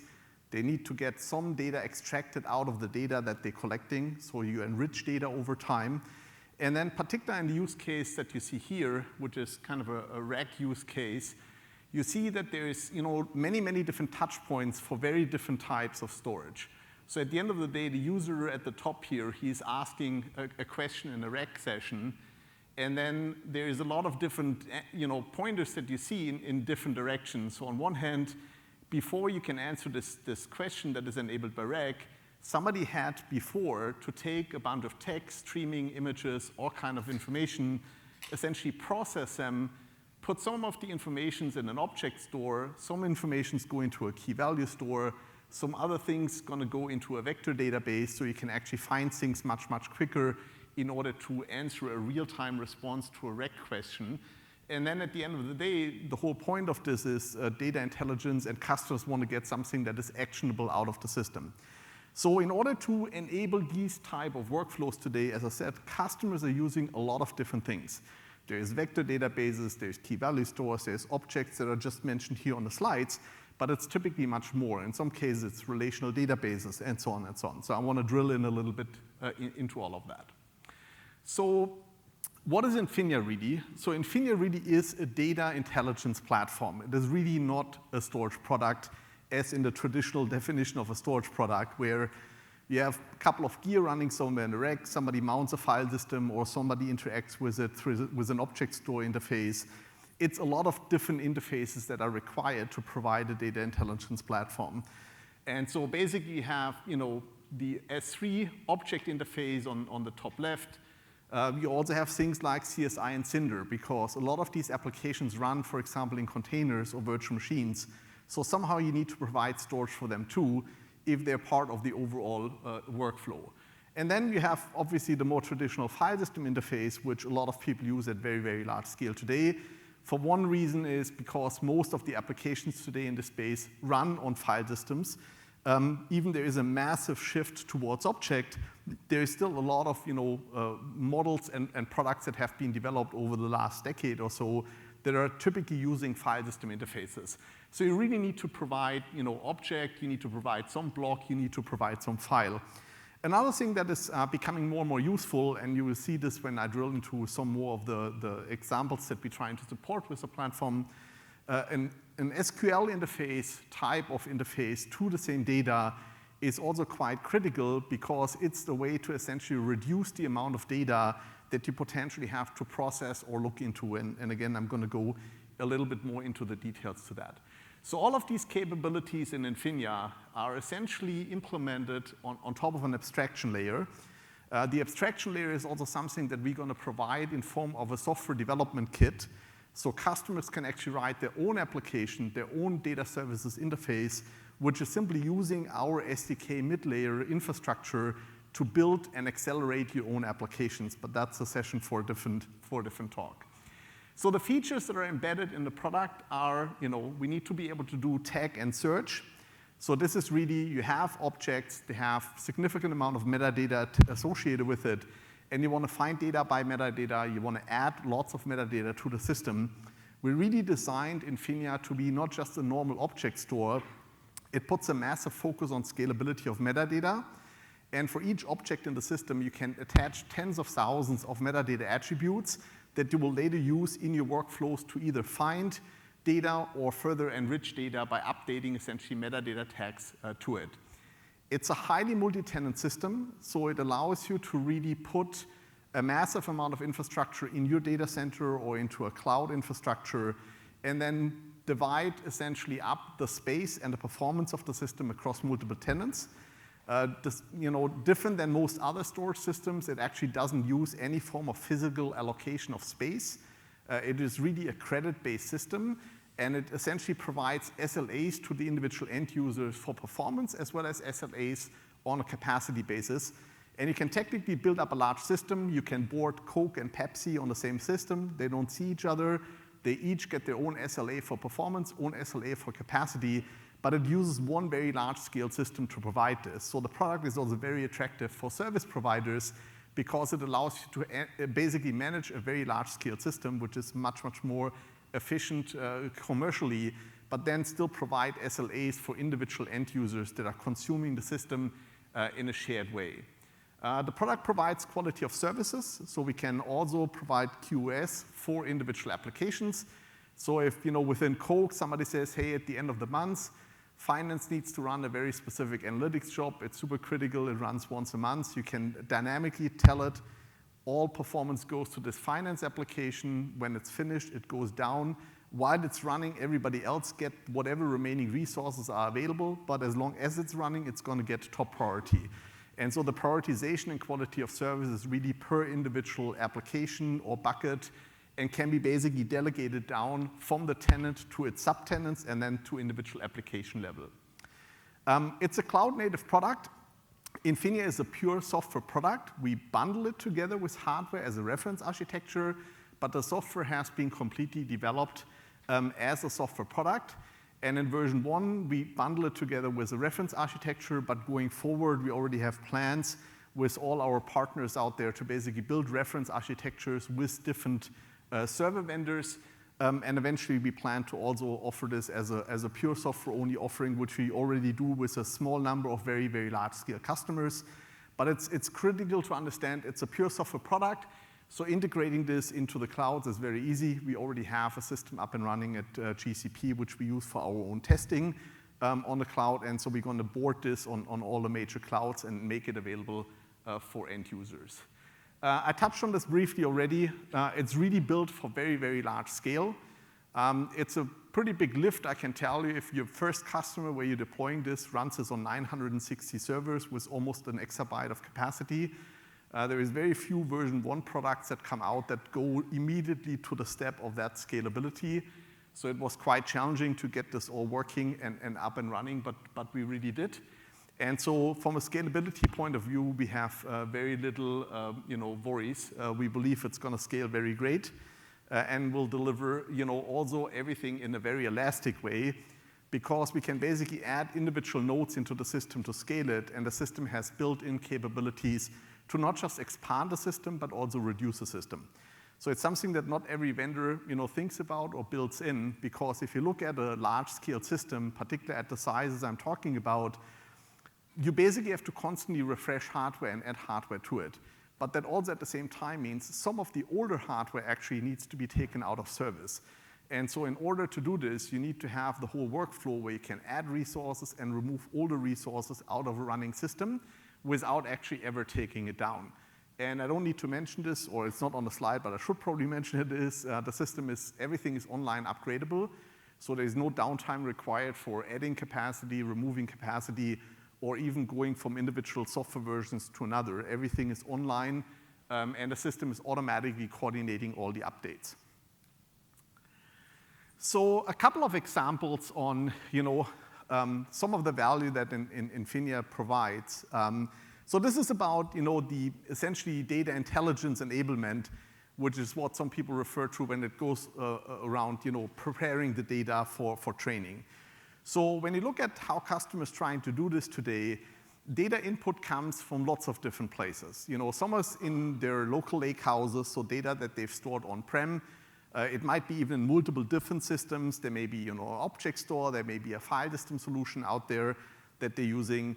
We see customers who have other data sets that are public, so they store data in GCP, or they store data in AWS, or in any of the other public cloud providers.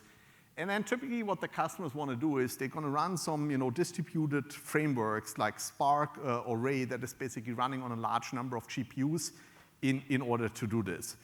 So what Infinia provides today is that Infinia itself can essentially be a lake house on-prem. It provides already an object interface. In version 1, it has a Bloch interface for providing CSI and Cinder clients to connect to it. But we're also in the process of enabling our POSIX file system client, which will allow parallel file system access to the same data. And it will be shared access between object and file. So the file part, as I said, is not a today feature, but it's something that has been actively worked on for the last 3 years and something that we plan to launch next year. There is also a feature that is being worked on, which we plan to demo by the end of this year and will be available early next year, which is called remote bucket or remote data source support. So what that allows you to do is essentially you can point an Infinia system to an existing data set. And so Infinia is going to go and basically pull all the metadata into Infinia. So now we know what data is actually stored somewhere else, but it's locally available wherever the Infinia instance is running. So now you can use all the rich interfaces like querying through SQL or using the REST interface in order to identify data. And you can instruct Infinia exactly what data at what point in time you want to actually have either a cached version or a physical copy of the data inside the Infinia instance. So the other interesting thing is, given that we have a clone, so to speak, of the metadata, you can now run processing on this data, further enrich the object metadata locally in the Infinia instance, because lots of other storage systems have massive limitations on metadata. If you go out to AWS, for example, you can store like 20 tags or so on an object, and then you kind of run out of metadata space. As I mentioned before, in Infinia, you can have tens of thousands of tags attached to an object. So you can use Infinia essentially as a much more richer repository to enrich your data, add massive amount of metadata and descriptive information to it, and then use the search capabilities inside in Infinia to essentially find the information that you really care about. So this will obviously enable you to run, given its scale and performance capability, to run across thousands of GPUs. And so essentially you're going to have one unified platform to run data analytics as well as some of the AI pre-training for data preparation. Large language model training. It's another, another workflow or use case that obviously our customers are doing today. Here they want to use a lot of different loaders of data. It's all about data transformation, getting into a system in order to train on it. And so, as I said initially, this is just a list of some of them. There's obviously much, much more out. I just want to provide a couple of examples here.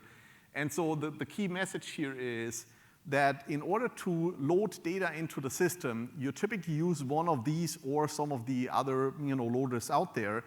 But basically, the information is being transformed and then needs to be somehow ingested into the storage system.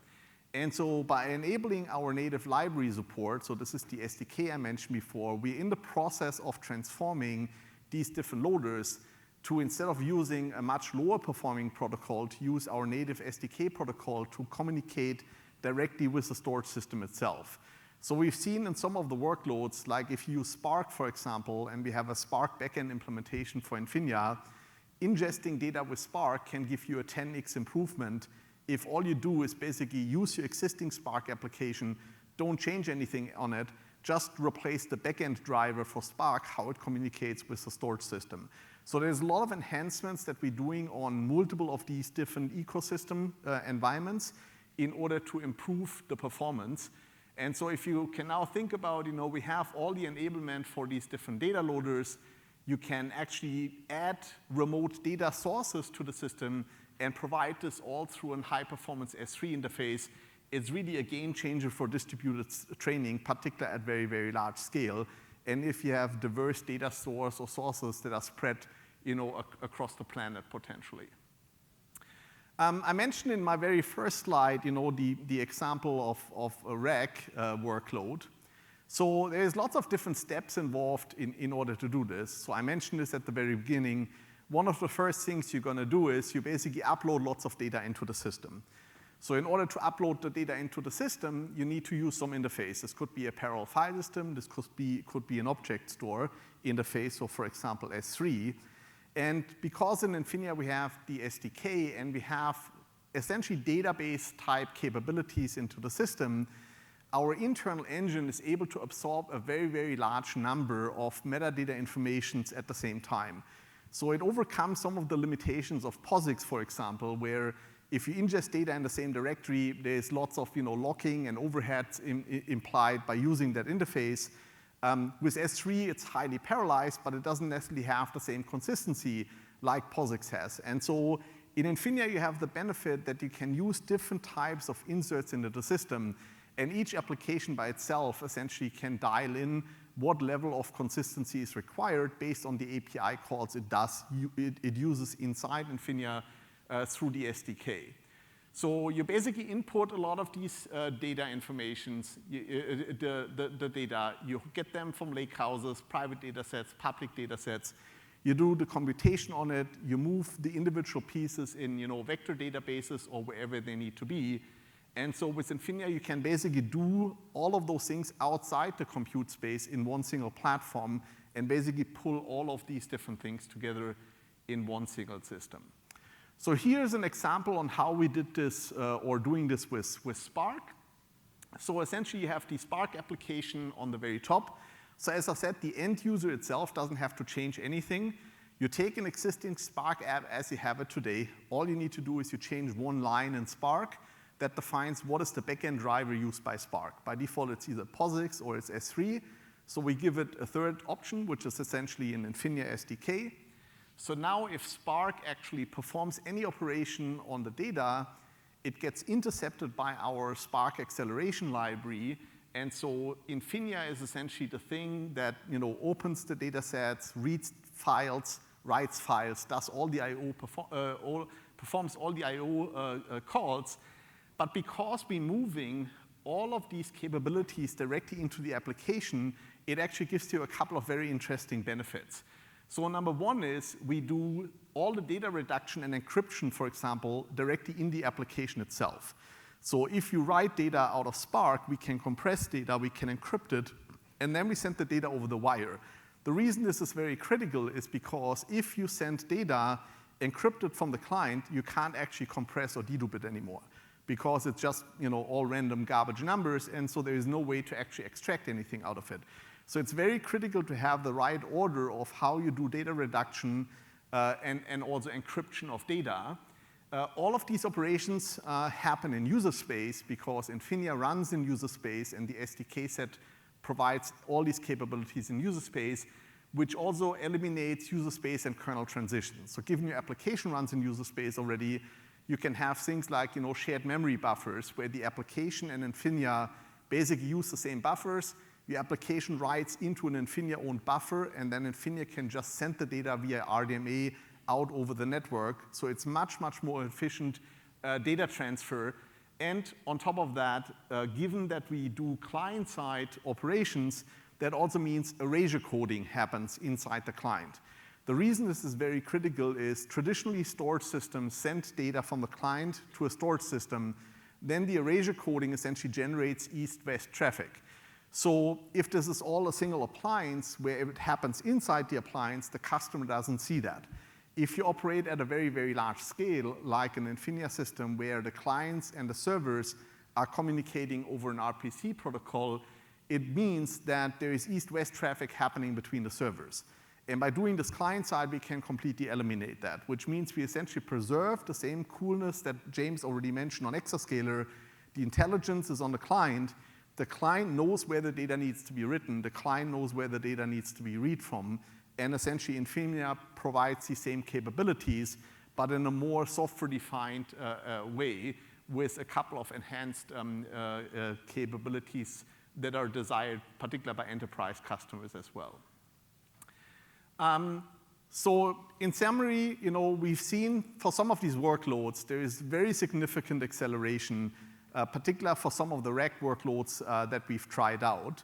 By essentially putting all of those features into one single product, and you can basically support the workflow end to end, embedding the objects, embedding some of the vector database pieces, providing SQL access to the system, essentially providing volumes for container services.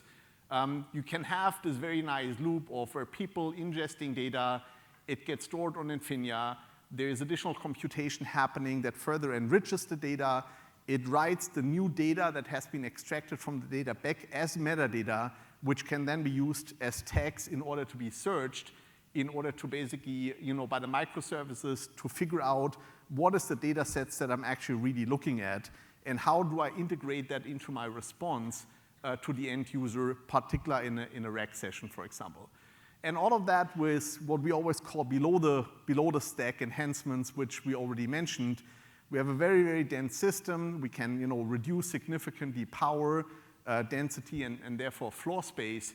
And so we believe we have an incredibly cool package here that will allow us to accelerate your workflows. So quick summary chart. So easy leverage, cost advantage anywhere and anytime. So NVIDIA will be able to be deployed on-prem. We're doing this already at very, very large scale for a handful of selected customers. We believe we can easily handle very, very large scale. As I said, we're already deploying at almost an exabyte in size. We've seen, compared to other object stores product, massive acceleration in performance.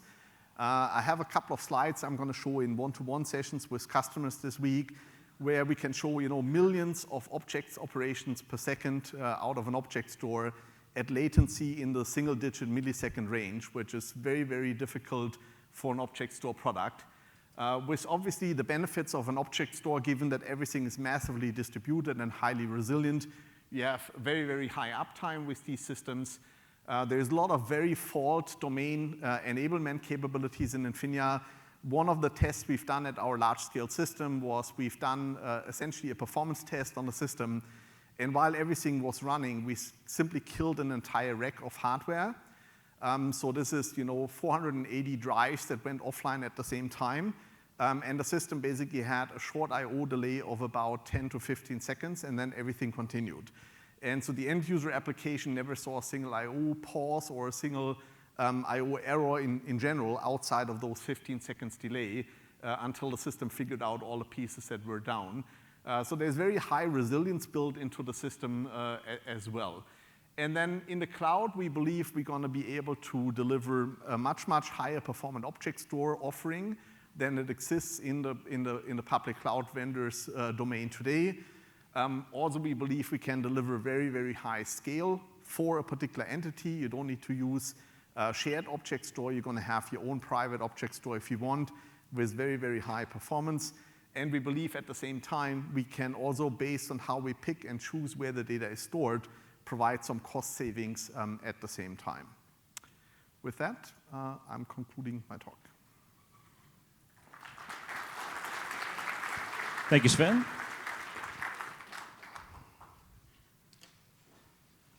Great job. So I know it's kind of funny to say, but NVIDIA really is a game-changing technology, especially when you look at the current vendors out there in the space today. And have no fear, Exascaler and NVIDIA will be part of the DDN story for years to come. And if you have questions, ask your sales folks about it. We certainly want to educate you and share our excitement about the future of Exascaler as well as NVIDIA. And so I highly recommend you have those conversations this week and beyond. So we're in the home stretch. I'm going to invite Preston to come up and give our last presentation on his experience at Purdue with DDN. Thanks. All right. Well, thank you very much, everybody, for sticking around this afternoon. I always hate being the person standing between everybody and the reception. So yeah, thanks a lot. My name is Preston Smith. I'm the Executive Director for the Rosen Center for Advanced Computing at Purdue University. So I'm going to talk about our Purdue Computes initiative and how we've leveraged DDN to make that successful. So Purdue Computes was a new initiative announced at Purdue in 2023 with three major pillars. First, strengthening computing with our computer science department and electrical engineering, which I'll talk about here in a minute. An investment in research around semiconductors, and the creation of the Institute for Physical AI.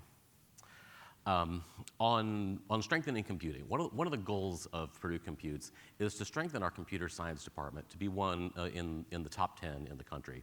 Purdue was the very first computer science department in the country, formed in 1962. With this initiative, we're looking to hire 50 new faculty members across the university. Many of these are going to be in computer science. AI is going to be a key piece of the research that they're going to be doing. But we're going to be seeing researchers hired in this cluster hire from domains all across the university, oftentimes with joint hires in computer science. Outside of computer science, organizationally at the university, computer science is in the College of Science, and if any of you are from universities, you know how these things go. If you're in one college and then somebody else at another college, these are a thing. We also have a very highly ranked electrical and computer engineering department at Purdue University, which sits in the College of Engineering. So Purdue Computes is going to bridge ECE and computer science, make it so that their faculty work together on projects, that our undergraduate courses are shared. Why would you have AI training or computer programming, both in ECE and computer science? They'll do joint faculty searches. You don't want to have, you're recruiting that star AI faculty member that everybody's trying to hire. Why should your ECE department and computer science be competing for that same person? So we're really optimistic about what this is going to mean for computing research at Purdue. The second pillar is semiconductors.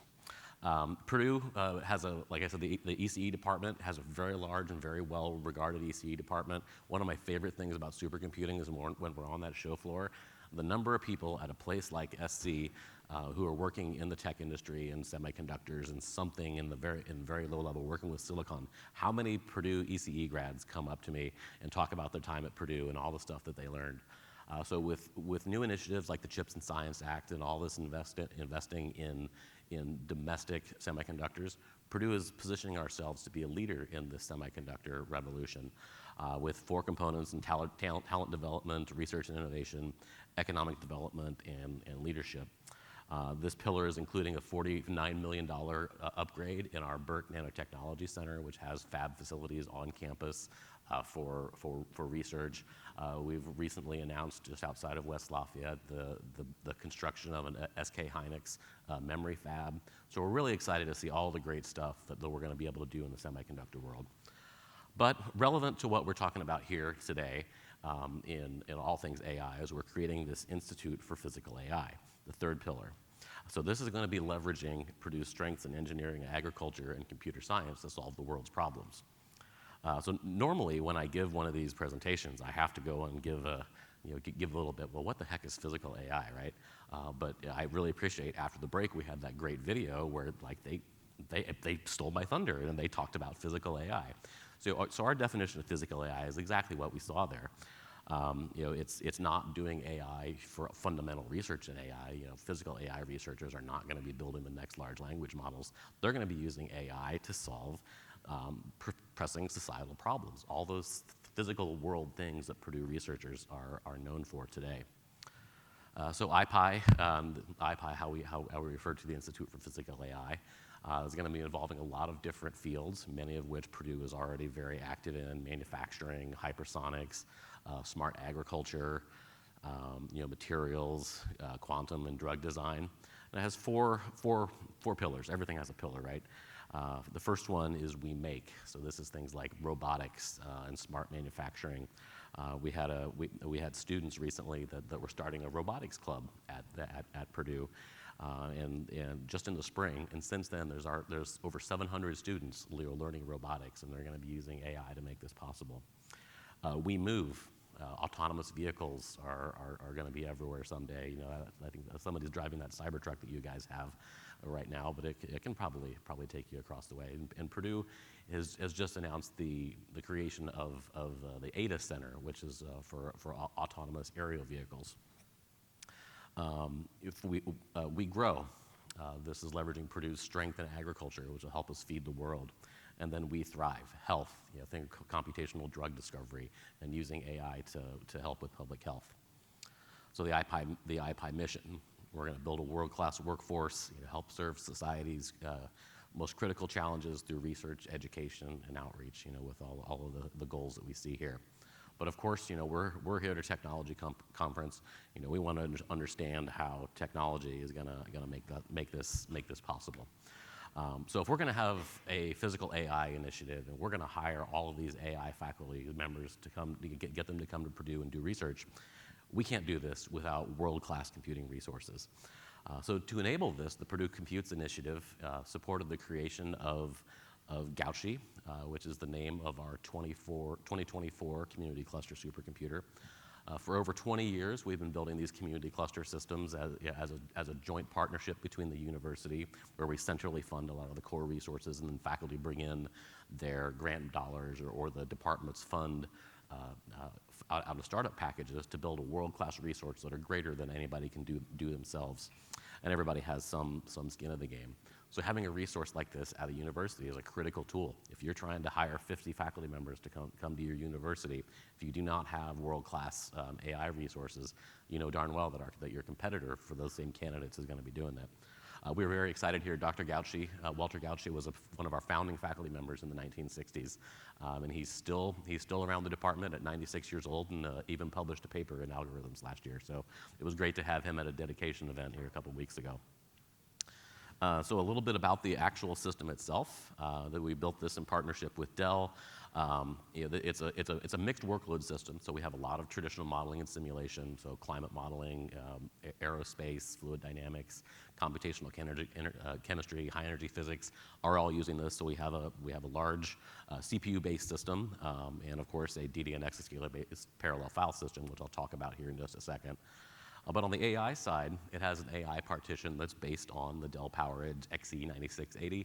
This is effectively Dell's recreation of the HGX platform, 8 GPUs per node. And it's about 10 FP64 petaflops per peak, and we submitted that to the top 500, and it looks like it came in around in the 157 range. So that was very exciting. That'll be a great tool for us to recruit those new faculty. But the file system. So we built our file system based on exascalar. We know if we're going to have all these faculty come in with these AI needs, and we've got this powerful supercomputer for all the reasons we've heard throughout the afternoon today, we knew we have to have powerful storage resources to keep all those GPUs fed. So we turned to DDN and exascalar to make that happen. So the file system you see here is based off of 300, 400, and NVX2. 2 heads with 6 EBODs in capacity of disks. It's about 9 petabytes of raw capacity on there, and only in I think about 18 U of rack space. So that's great. I think I look back to our previous AI system, which was built in 2018 using, I think, the SMA 14K, was a rack and a half of just hard drives. And we can get so much more capacity, so much more performance in just such a fraction of the space. One of the things that was great about this is it's all using the QLC flash. We went with DDN because we've had a long relationship with using DDN on our HPC systems, but it's also the most cost-effective option that we were able to find, somewhere in the range of 2 to 4x less expensive on a per terabyte basis than other competitors in the QLC-based solutions. But it's performed really well. We've had the system online for just a couple of weeks now. We've got early users on there doing science while our team is working hard at benchmarking on it. Single client performance has been very, very satisfactory, especially when we compare it to all of our other Purdue systems here. Every one of these systems, Gilbreth, our protected data file system, Negishi, these are all DDN-based solutions. I think all of those are 400 NVX platforms, but they have a mixture of hard drives and flash. So that all-flash exascaler for Gauchi has been a real game changer, and we're very excited to see how those AI applications take advantage of that. And then my final slide, we were trying hard to get an IO 500 submission in time for supercomputing this week. We didn't get one highly tuned completed, but even for an untuned run, we run the IO 500 benchmark on all of our machines to kind of just establish a baseline with the stock configuration, so we can compare apples to apples. But even just out of the box, the performance of that exascaler on the 400 NVX has been exceeded our expectations. So compared to Negishi, which is our most recent system, about 1.5 years old, we were able to get nearly 3x the bandwidth and 5.5 times the IOPS for less than 2x the money. So we're just looking forward to all the great science that we can enable and see what Purdue Computes is able to do, and appreciate the opportunity to share our experiences with you all. So thank you, DDN. And thank you, Preston. We appreciate the continued partnership. It's great to see the evolution of DDN and Exascaler across, the multiple systems you've had across the past. So thank you, Marc. It's been a great partnership. Thank you. Yeah.